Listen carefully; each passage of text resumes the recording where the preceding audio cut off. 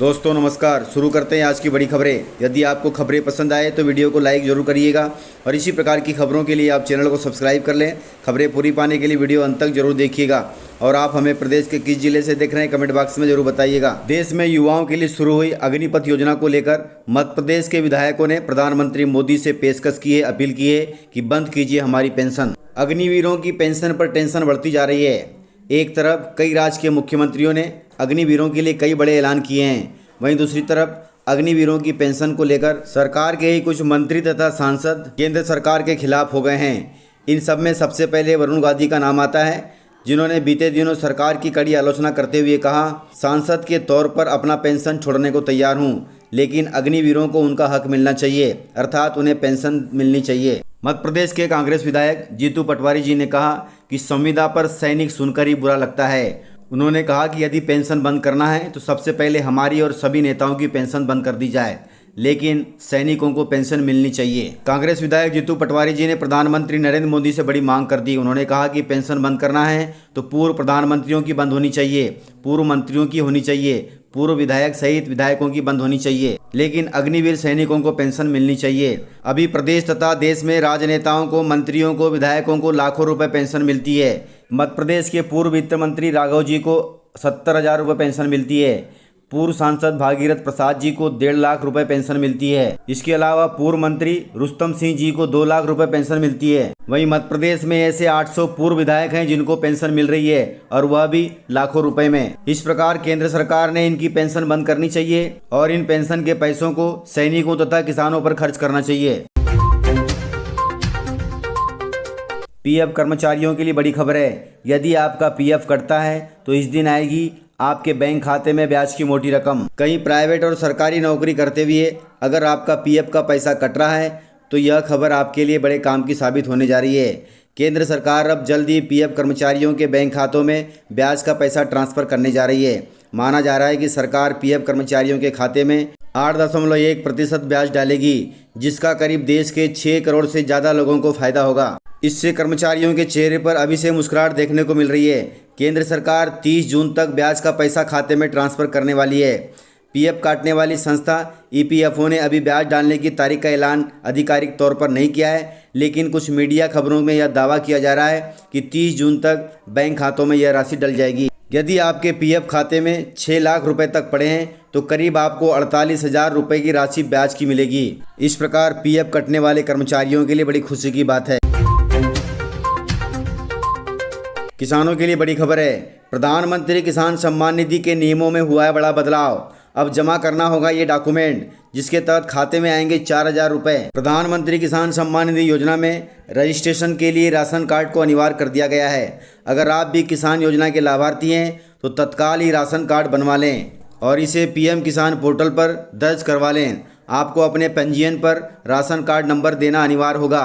वहीं ration card की अनिवार्यता के साथ ही पंजीकरण के दौरान दस्तावेजों की सिर्फ सॉफ्ट कॉपी बनाकर पोर्टल पर अपलोड करना होगा। इसके अलावा किसानों को ई-केवाईसी भी करना जरूरी होगा। रजिस्ट्रेशन के तहत अब आपको खतौनी, आधार कार्ड, बैंक पासबुक और घोषणा पत्र की हार्ड कॉपी जमा करने की अनिवार्यता भी खत्म कर दी गई है। अब लाभार्थियों को इन दस्तावेजों की पीडीएफ फाइल बनाकर पोर्टल पर अपलोड करनी होगी, जिससे किसानों का समय भी बचेगा और नई व्यवस्था में योजना को ज़्यादा पारदर्शी भी बनाया जा सकेगा। इन सभी कामों के लिए आप अपने नज़दीकी सीएससी सेंटर पर जा सकते हैं और अपना राशन कार्ड दर्ज करा सकते हैं। यदि आपको 11वीं किस्त का लाभ नहीं मिला है तो आपको 12वीं किस्त के दौरान 2-2 हज़ार रुपये करके 4,000 रुपये आएंगे।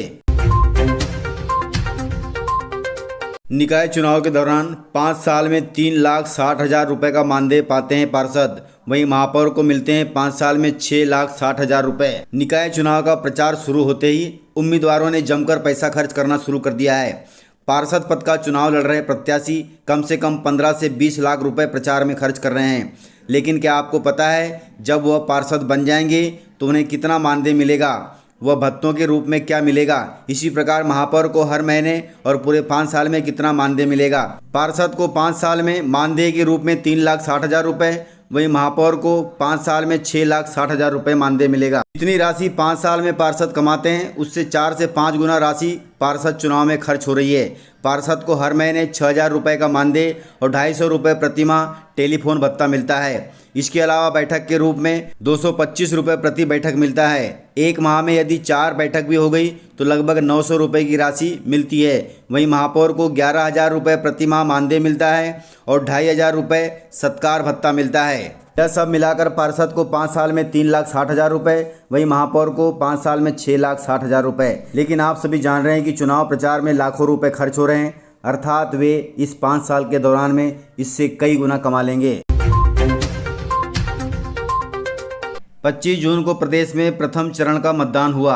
प्रथम चरण के मतदान के दौरान दतिया जिले में मतपेटी को डंडे से तोड़कर पानी भर दिया गया।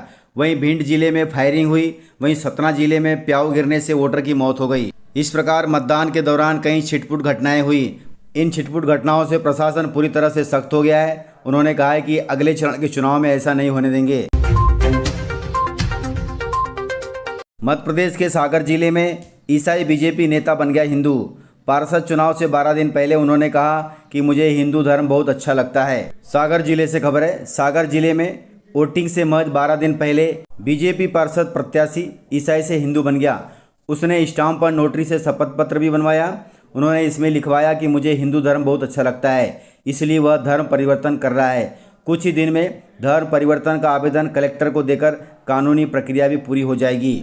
इसके 1 महीने पहले मंदसौर जिले में भी कुछ मुसलमानों ने हिंदू धर्म को अपनाया है। इस प्रकार से इन सभी लोगों का कहना है कि हिंदू धर्म बहुत अच्छा है, हमें अपनाने में कोई दिक्कत नहीं है। गर्भवती महिलाओं के लिए बड़ी खबर है। गर्भावस्था का पंजीयन कराते ही मिलेंगे अब आपको 4,000 रुपये। श्रमिक सेवा प्रसूति सहायता योजना में हुआ है बड़ा बदलाव। श्रमिक परिवारों की गर्भवती महिलाओं को गर्भावस्था के दौरान मिलने वाली प्रसूति सहायता योजना में बड़ा बदलाव किया गया है। अब गर्भावस्था की पहली तिमाही में ANC जांच कराने पर गर्भवती महिला को 4,000 रुपये की राशि ऑनलाइन ट्रांसफ़र कर दी जाएगी। अब तक 4 ANC जांचें कराने पर प्रति जांच 1,000 रुपये के हिसाब से पहली किस्त के तौर पर 4,000 रुपये देने का प्रावधान था, लेकिन अब एक साथ मिलेगी। अब तक प्रसूति सहायता योजना का फ़ायदा सिर्फ सरकारी अस्पतालों में डिलीवरी कराने पर ही मिलता था, लेकिन अब आयुष्मान योजना में जुड़े प्राइवेट हॉस्पिटल में भी डिलीवरी कराने पर इस योजना का लाभ मिलेगा। इस नए बदलाव का लाभ गर्भवती महिलाओं को 1 जुलाई से मिलना शुरू हो जाएगा। 1 जुलाई से बंद हो रही है GST क्षतिपूर्ति। इससे मध्य प्रदेश को 9,000 करोड़ रुपए का होगा नुकसान। मध्य प्रदेश सरकार को 5 साल से मिल रही GST क्षतिपूर्ति 1 जुलाई से बंद हो रही है। अभी सरकार को जो भी राजस्व मिलता था उसमें 15 से 20% हिस्सा GST क्षतिपूर्ति का रहता था, लेकिन अब बंद हो रहा है। इससे मध्य प्रदेश सरकार को करीब 9,000 करोड़ रुपए का घाटा होगा। हालांकि इस घाटे की भरपाई के लिए प्लान बना लिया गया है। वित्त विभाग के सचिव ज्ञानेश्वर पाटिल के मुताबिक सरकार ने घाटे की भरपाई के लिए कुछ विकल्प तैयार किए हैं। विकल्प के तौर पर केंद्र सरकार 50 साल के लिए ब्याज मुक्त कर्ज दे रही है। इससे मध्य प्रदेश को 7 से 8,000 करोड़ रुपए मिल सकते हैं। इसी तरह सरकारी संपत्तियों को बेचकर भी भरपाई की जा सकती है। सूत्रों के मुताबिक सरकार इसके लिए आबकारी विभाग, पंजीयन विभाग, माइनिंग विभाग और वन विभाग पर अतिरिक्त कमाई का दबाव बना रही है ताकि घाटे की पूर्ति हो सके। नगरीय निकाय चुनाव में ओवैसी की पार्टी की एंट्री हो गई है। ओवैसी की पार्टी का प्रचार प्रसार करने पहुंचे हैं वारिस पठान। उन्होंने कहा कि कांग्रेस भाजपा एक ही सिक्के के 2 पहलू हैं। मध्य प्रदेश में चल रहे नगरीय निकाय चुनाव में असदुद्दीन ओवैसी की पार्टी भी चुनाव लड़ रही है। ओवैसी की पार्टी से रतलाम नगर निगम के 3 वार्डों से चुनाव लड़ा जा रहा है। वहीं इनका प्रचार प्रसार करने के लिए वारिस पठान मध्य प्रदेश पहुँचे हैं। मध्य प्रदेश में वारिस पठान ने कहा कि 7 नगर निकाय चुनाव में उनकी पार्टी चुनाव लड़ रही है, जिसमें इंदौर और खरगोन में महापौर पद के लिए भी उनकी पार्टी के उम्मीदवार चुनाव लड़ रहे हैं। वारिस पठान ने कहा कि आगामी समय में उनकी पार्टी मध्य प्रदेश के विधानसभा चुनाव में भी उम्मीदवार उतारेगी। उन्होंने कहा कि मेरे मध्य प्रदेश दौरे से कांग्रेस और भाजपा की नींद हराम हो गई है। दोनों ही पार्टियों ने मुस्लिमों और गरीब तबके के लोगों को धोखा दिया है। हर जगह मुस्लिमों को टारगेट किया जा रहा है। वारिस पठान ने कहा कि जल्द ही पार्टी के मुखिया असदुद्दीन ओवैसी मध्य प्रदेश आएंगे और पार्टी मध्य प्रदेश में विधानसभा चुनाव भी लड़ेगी। इस प्रकार से प्रदेश में कई पार्टियां हो गई है जो चुनाव लड़ रही है, लेकिन हम जनता हैं, हमें अपने विवेक से वोट देना है। 2 बेटियों की मां की CM शिवराज सिंह चौहान से अपील। उन्होंने कहा कि मामा जी हमें TC और अंकसूची दिलवा दो। निजी स्कूल ने फीस के कारण नहीं दिए TC। इस मामले को लेकर दोनों बेटियों के साथ धरने पर बैठी है मां। छिंदवाड़ा जिले से खबर है। छिंदवाड़ा जिले में अपने 2 मासूम बच्चों के साथ शहीद स्मारक के पास धरने पर बैठ गई एक मां। उसके हाथ में तख्तियां थी जिसमें लिखा था सीएम शिवराज मामा हमें हमारी अंकसूची और टीसी दिलाओ। एक बच्ची के हाथ में रखे कागज पर बड़ी मार्मिक अपील भी थी जिसमें लिखा हुआ था कि मुझे पढ़ना है और आगे बढ़ना है। दरअसल माँ और बेटियां छिंदवाड़ा जिले के विजडम पब्लिक स्कूल के खिलाफ धरना दे रही हैं। माँ ने बताया कि उनके पति का देहांत कोरोना संक्रमण के दौरान हो गया। उनके जीवित रहते दोनों ने मेहनत मजदूरी करके घर खर्च और बच्चों की पढ़ाई की जिम्मेदारी उठाई थी, लेकिन पति के देहांत के बाद से परिवार की जिम्मेदारी अकेले पर आ गई। ऐसी स्थिति में बच्चों को प्राइवेट स्कूल में पढ़ाना मुश्किल हो रहा है। अब वो अपने बच्चों का शासकीय स्कूल में एडमिशन करवाकर उनकी पढ़ाई जारी रखवाना चाहती है, लेकिन स्कूल प्रबंधन उन्हें टीसी तथा मार्कशीट नहीं दे रहा है। टीसी तथा मार्कशीट के लिए स्कूल प्रबंधन ने 35,000 रुपये की मांग रखी है जो उनके बस में नहीं है, जिसके कारण वह धरने पर बैठी है। महिला ने बताया कि स्कूल के संचालक का कहना है कि जब तक उक्त राशि नहीं देंगे तब तक टीसी और अंकसूची नहीं दी जाएगी। महिला ने बताया कि उसने स्कूल संचालक की शिकायत कलेक्टर से भी की, लेकिन कोई सुनवाई नहीं हुई, इसलिए उन्हें शहीद स्मारक में धरना प्रदर्शन की आवश्यकता पड़ी। धरना प्रदर्शन की भनक लगते ही छिंदवाड़ा जिले के तहसीलदार अजय भूषण शुक्ला तत्काल मौके पर पहुंचे। वहां उन्होंने महिला तथा बच्चों से उनकी समस्या पूछी और तत्काल मौके से जिला शिक्षा अधिकारी अरविंद चौरागड़े से उनकी बात कराई और तीनों को अपने शासकीय वाहन में बैठाकर जिला शिक्षा अधिकारी के कार्यालय ले गए। वहां पर उन्होंने स्कूल प्रबंधन से बात करके बच्चियों तथा मां को आश्वासन दिया कि उनकी मार्कशीट तथा टीसी 1-2 दिन में मिल जाएगी। तो इस प्रकार से जानकारियां थी। यदि आपको जानकारियां पसंद आई हो तो वीडियो को लाइक ज़रूर करिएगा, और यदि आपने वीडियो पूरा देखा है तो उसके लिए बहुत बहुत धन्यवाद। वीडियो को ज़्यादा से ज़्यादा अपने दोस्तों में शेयर करें ताकि वे भी जानकारियों से अपडेट रहें और जानकारियों का लाभ ले सकें। तो आज के वीडियो में इतना ही, मिलते हैं सर अगले वीडियो के साथ। तब तक के लिए जय हिंद, जय भारत।